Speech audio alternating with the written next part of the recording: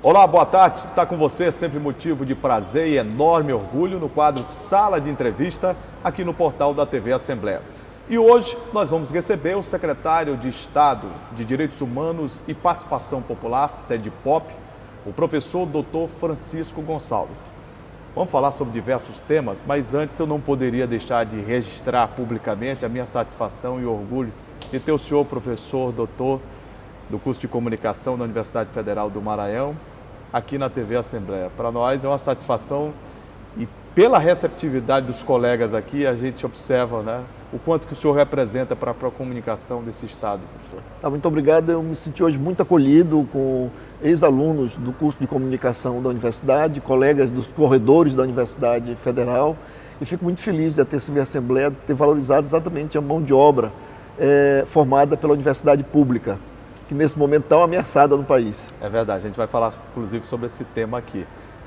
Secretário, recentemente a gente teve aprovada na Assembleia Legislativa uma lei de autoria do deputado Zé Inácio, do PT, promulgada pelo presidente, hoje governador em exercício, até o deputado Otelino Neto, que versa sobre a utilização do nome social agora em órgãos públicos do Estado do Maranhão. O que representa a lei e a efetividade dela no nosso Estado? A decisão da Assembleia Legislativa do Estado do Maranhão é uma decisão louvável pelo impacto que ela tem na vida cotidiana das pessoas LGBT. Um dos grandes problemas que a população LGBT enfrenta no país é que ela não se reconhece no nome de batismo, no nome da certidão de nascimento, mas ao mesmo tempo os órgãos públicos e muitas vezes outras pessoas não aceitam chamá-las pelo nome pelas quais elas se reconhecem como pessoas humanas. E esse é um direito fundamental. Então, nesse sentido, a lei aprovada pela Assembleia Legislativa autoriza o uso do nome social em todas as repartições públicas do Estado do Maranhão. E isso tem um efeito fabuloso que é tirar da invisibilidade essas pessoas. Porque, como nós sabemos, a gente só existe naquilo que a gente nomeia. O que não tem nome não existe. Então, quando a gente passa a dar nome às pessoas e dar nome às coisas, elas passam a existir no nosso mundo. Então, por isso, nomear as pessoas não só é um ato de respeito, de consideração com as pessoas, mas também é um ato de dar visibilidade a essa população que reivindica apenas um direito de ser tratada como ser humano. Em boa hora, porque a data de hoje, né, traz uma reflexão profunda sobre essa causa, inclusive, né? Exatamente. O Brasil, lamentavelmente, é um dos países do mundo em que se comete um maior número de assassinatos contra a pessoa LGBT e assassinatos exatamente por ser LGBT. E hoje é o Dia Nacional de Combate ao Preconceito contra a pessoa LGBT. Tanto que hoje à noite, aproveito para convidar todos, haverá um grande show na Praça Nauro Machado para celebrar esse dia, mas sobretudo para denunciar a violência contra a pessoa LGBT do nosso país e do nosso Estado. Secretário, a SEDPOP, ela tem se envolvido em muitas questões, né, inerentes até mesmo à efetividade dos seus trabalhos. E dentre elas, a questão de Alcântara, né, do centro de lançamento de Alcântara, em virtude do acordo de salvaguarda feito pelo governo brasileiro com os Estados Unidos. O senhor tem participado bastante de audiências, de reuniões, debatendo a questão quilombola. Qual é a visão que o senhor tem sobre este acordo e o impacto que poderá causar, por exemplo, para essas comunidades tão tradicionais que há décadas e décadas estão ali, que precisam ser respeitadas por qualquer tipo de acordo ou por qualquer obra e investimento que venha a ser feito em Alcântara? O governador Flávio Dino determinou tanto a mim como ao secretário Gerson Pinheiro que acompanhasse as reivindicações apresentadas pelo movimento quilombola de Alcântara, assim como também determinou ao secretário Davi Teles o acompanhamento e a mediação com as instituições científicas e tecnológicas relacionados à base espacial de Alcântara. É importante observar que é correto que o Brasil faça qualquer acordo internacional. Isso faz parte das relações internacionais. O que ocorre é que os acordos internacionais que o governo brasileiro venha a celebrar, ele precisa ser aprovado pelo Congresso Nacional e, ao mesmo tempo, ele precisa levar em conta, neste caso de Alcântara, três questões importantes.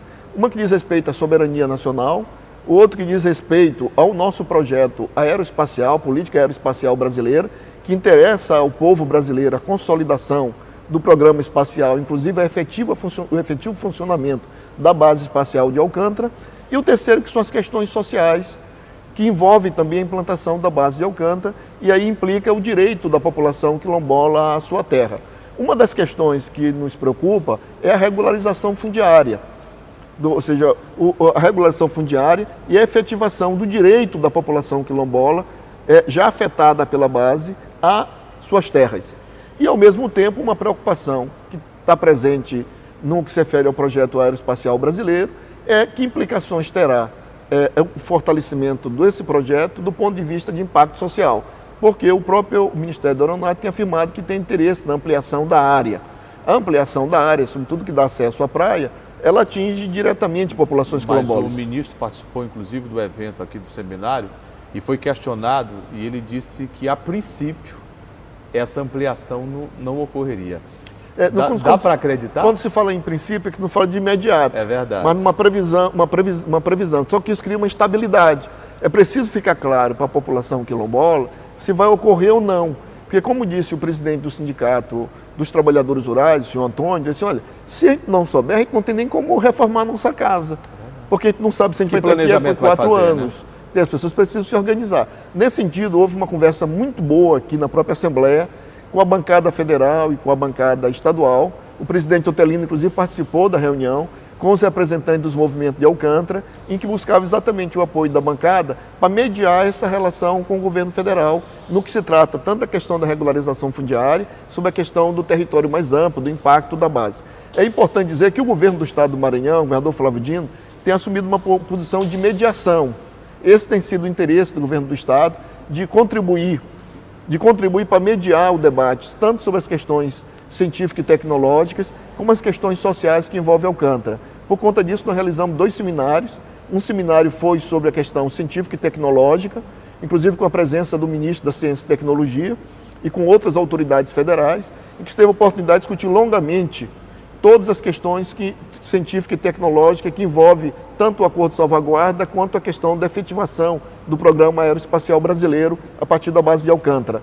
E nós realizamos o 2º seminário, que para discutir especificamente a questão quilombola, os impactos sociais do projeto aeroespacial e do acordo de salvaguarda, para que nós pudéssemos exatamente dimensionar as questões que envolvem a efetivação do acordo, mas sobretudo de ouvir a população de Alcântara sobre aquilo que são as preocupações delas e que podem ser mediadas com o governo federal. Por isso também a bancada federal, o deputado Márcio Gerri, o deputado Bira, participaram dessa reunião com essa preocupação. Estão bem atentos a essas questões todas, isso. Né? Secretário, eu tenho visto também que a pasta que o senhor comanda, ela tem ampliado muito o leque de ações, né, de atividades envolvidas, e os diálogos insurgentes, eles têm sido realizados, inclusive, estamos na 11ª edição, eu gostaria que o senhor falasse do propósito e da maneira em que ele é realizado. A Secretaria de Direitos Humanos mantém um programa de educação de direitos humanos. A ideia é ampliar o diálogo sobre direitos humanos, porque nos parece que há muitas visões distorcidas sobre direitos humanos. Eu, por exemplo, quando eu vou, às vezes, em debate, as pessoas me perguntam se direitos humanos é só para bandido, se direitos humanos só é para LGBT. A interpretação é errônea. Exatamente. A nossa Constituição é bem clara, a Constituição brasileira. Está lá escrito na Constituição, no 1º capítulo, que o objetivo da República Federativa do Brasil é a proteção e a promoção da dignidade da vida humana. Ora, direitos humanos é exatamente isso, é proteger e promover a dignidade da vida humana de qualquer pessoa. Nesse sentido, nós realizamos diálogos insurgentes, que trata exatamente de provocar o debate sobre as temáticas de direitos humanos a partir dos elementos da conjuntura. E nós estamos trazendo para o dia 21 em São Luís, dia 22 em Imperatriz, uma pessoa extraordinária, que é o Fernando Moraes, jornalista, escritor e autor de várias biografias, como Chateau, como Olga, como um livro importante, lido muito, que é A Ilha. E nesse momento está discutindo assim, toda vez, tá, 2 situações que me chamam muita atenção, Júlio, é que quando há qualquer debate hoje nas redes sociais, que é uma divergência, você assim, vai para Cuba. É verdade. Ou então outro debate que surge muito é dizer, não, o nazismo é de esquerda. Então, para quem quiser saber qual é a vida em Cuba, eu sugiro que venha conversar com o Fernando Moraes, que é autor do livro A Ilha, que é exatamente um livro que trata de Cuba. E quem quiser discutir também se nazismo é de esquerda ou de direita, venha conversar com o Fernando de Moraes, que ele tem uma biografia maravilhosa, trágica, de uma tragédia, que é exatamente a história de Olga Menário, que foi entregue pelo governo brasileiro à Alemanha durante o regime de Hitler e foi morta no campo de concentração nazista. Professor Dr. Francisco Gonçalves, eu não poderia deixar escapar a oportunidade de conhecer a sua opinião sobre esse duro momento que atravessa a educação superior pública nesse país. Recentemente, o governo federal, através do presidente Jair Bolsonaro, do Ministério da Educação, contingenciou 30%, que na verdade é mais do que isso na prática, dos institutos federais e das universidades federais em relação ao bloqueio e corte de verbas. Eu vi ontem, inclusive, a reitora Nair Portela dizer que se continuar esse bloqueio, a Universidade Federal do Maranhão não tem condição de funcionar no segundo semestre. Como é que o professor, coordenador, inclusive, do curso de comunicação, candidato a reitor, como o senhor foi da Universidade Federal do Maranhão, um homem que conhece os corredores, conhece o ar que se respira na Universidade Federal do Maranhão, que tem todo um legado deixado na sua vida como professor de comunicação, ver uma decisão como essa nesse país? A decisão do presidente Bolsonaro, ela atinge de forma desastrosa as universidades públicas, o sistema de escolas técnicas estaduais, os IFES, os institutos federais, mas atinge também de uma outra forma, mas atinge também os estudantes e os professores que estão nas escolas particulares, já que corta financiamento para pesquisa e atinge também financiamento de acesso ao ensino superior. É importante observar que hoje no Brasil, não só o nosso país ampliou o acesso ao ensino superior, como pesquisas estratégicas são realizadas nas universidades federais. Pesquisas na área de saúde, pesquisa na área de prospecção de petróleo e mar profundo, pesquisas fundamentais para a qualidade de vida do brasileiro e da brasileira, mas fundamentais também para o desenvolvimento nacional. É importante observar que a maioria dos programas de pós-graduação, eles funcionam nas universidades federais e as principais, e hoje no Brasil, mais de 70% da pesquisa científica desenvolvida no Brasil, ela é desenvolvida nas instituições públicas. Então não se trata apenas do ensino na sala de aula, mas se trata também das pesquisas fundamentais na área de saúde, na área científica e tecnológica. Ora, nesse sentido, a observação da reitora Nair Portela, ela é procedente. As decisões tomadas pelo presidente Jair Bolsonaro pode levar que até o final do ano as universidades estejam paradas, sem condições de funcionamento. O que é grave, porque nenhum país do mundo... Seria uma catástrofe. Exatamente, nenhum país do mundo se desenvolveu sem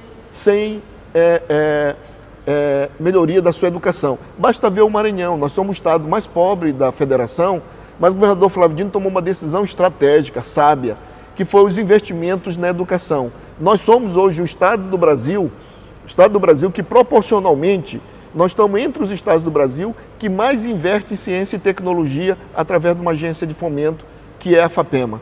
Esse é um caso exemplar, porque demonstra claramente uma percepção que não se muda realidades adversas sem investimentos na educação. Eu mesmo tomei uma decisão pessoal, eu estou afastado para o exercício da função de secretário de Direitos Humanos, eu considero uma função digníssima, que o governador me atribuiu, mas eu tomei a decisão de, no dia 15, de eu participar da caminhada com meus colegas e com os alunos das universidades, das instituições federais, da UEMA e dos alunos e professores das instituições particulares. Eu, particularmente, conversei com muita gente na caminhada e fiquei, assim, profundamente sensibilizado pela atitude dos professores e dos alunos das universidades particulares que foram também participar da caminhada.